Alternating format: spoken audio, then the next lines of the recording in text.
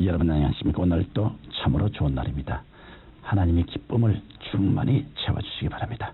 저는 오늘 잠언 4장 20절로 27절까지의 말씀을 가지고 병든 마음의 수술이라는 제목으로 은혜를 나누고자 합니다. 현대 의학자들은 사람이 뇌 상처를 입으면 육체의 전체 혹은 일부분이 마비가 되어서 불구하는 현상이 나타난다고 합니다.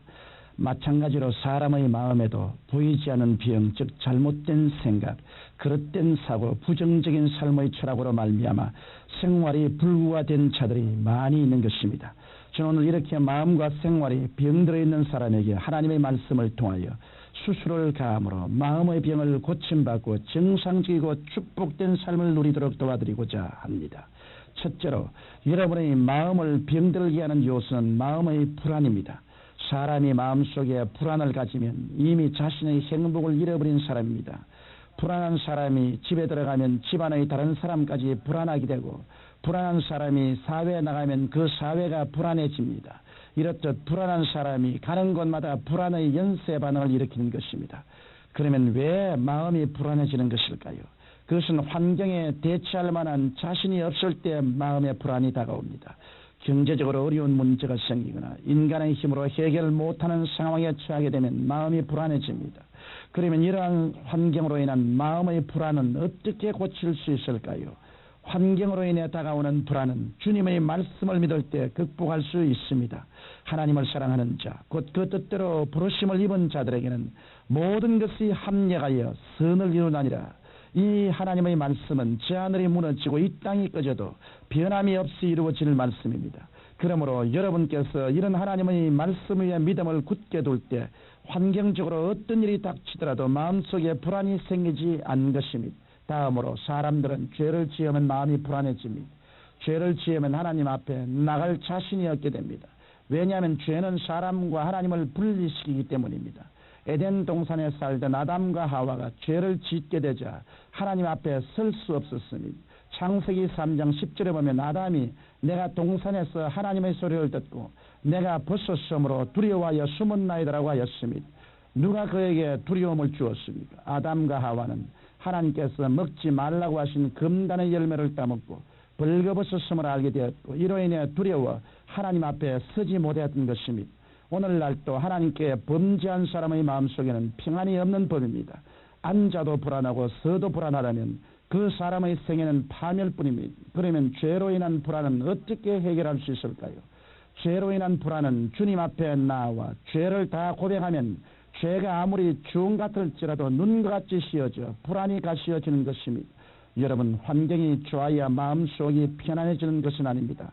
환경이 어떠하든 간에 여러분은 하나님의 말씀 위에 믿음을 두시고 주님께 죄를 회개하심으로 여러분의 마음이 불안으로 병들지 않게 되기를 바랍니다. 둘째로 여러분의 마음을 병들게 하는 요소는 분노입니다.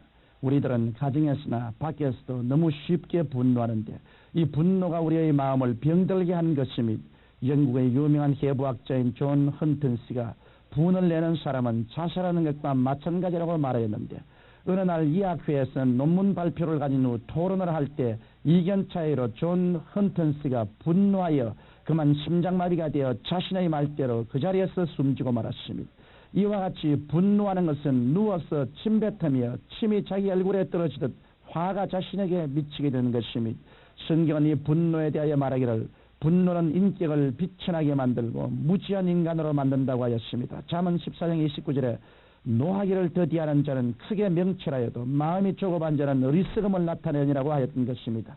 그리고 분을 내면 하나님의 기뻐하심을 못 잊게 됩니다. 시편 37편 8절에 분을 그치고 노를 버리라 행악에 치우칠 뿐이라고 하여 분을 내는 것은 하나님 앞에 악을 행하는 것이라고 하였습니다. 그러므로 여러분께서 화가 나더라도 화를 참고 예수 그리스도의 이름으로 용서해 주면 여러분의 마음을 병들게 하는 병적 요소인 분노를 수술하는 것이 되어 밝은 내일이 약속되는 것입니다.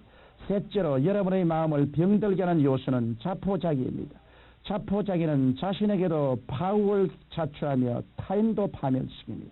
제가 아는 한 가정의 남편은 동경제국대학 의대를 졸업하고 캘리포니아에 있는 모 의대의 교수로 있고 부인도 아주 인텔리였습니다.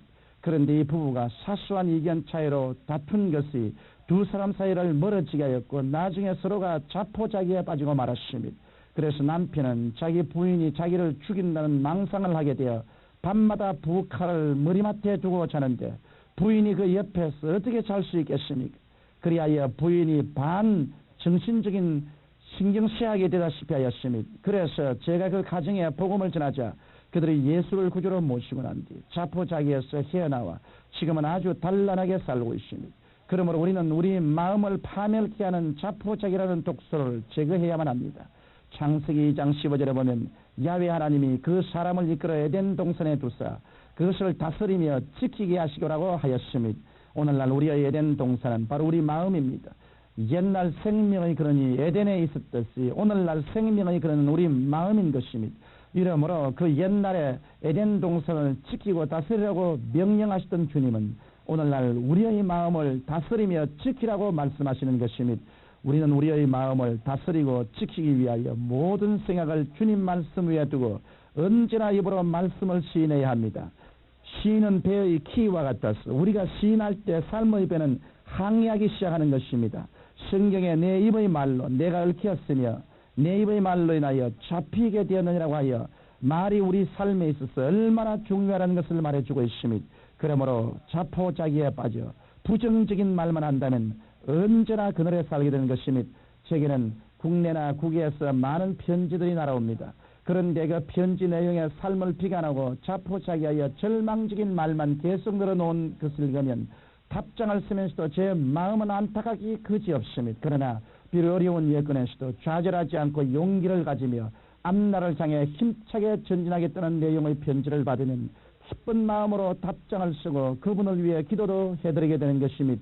여러분, 세상에서 성공한 사람과 실패한 사람의 차이점이 무엇인지 아십니까? 성공한 사람들은 실패를 해도 자포자기 앉지 않고 다시 일어나지만 실패한 사람은 실패하면 낙심하여 자포자기 속에 그대로 눌러앉고 마는데 이것이 차이점인 것입니다. 그러므로 어떤 환경에서도 자포자기하지 않고 용기를 갖는 것이 우리 삶을 언제나 성공으로 이끌어가는 힘이 되는 것입니다. 청취자 여러분, 여러분의 인생이 성공하느냐 실패하느냐는 환경이나 운명에 달려있는 것이 아닙니다. 이것은 여러분의 마음에 달려있는 것입니다. 이러므로 마음이 병든 사람은 먼저 마음에 병든 요소들을 수술해야 하는 것입니다. 성경은 무릇 지킬 만한 것보다 내 마음을 지키라. 생명의 그러니 이에서 남이라고 하였습니다. 그러므로 여러분은 마음을 병들게 하는 요소인 불안, 분노, 자포자기를 하나님의 말씀과 성령님의 도우심으로 고쳐서 풍성하고 행복한 삶을 누리게 되시기를 주님 이름으로 축원합니다.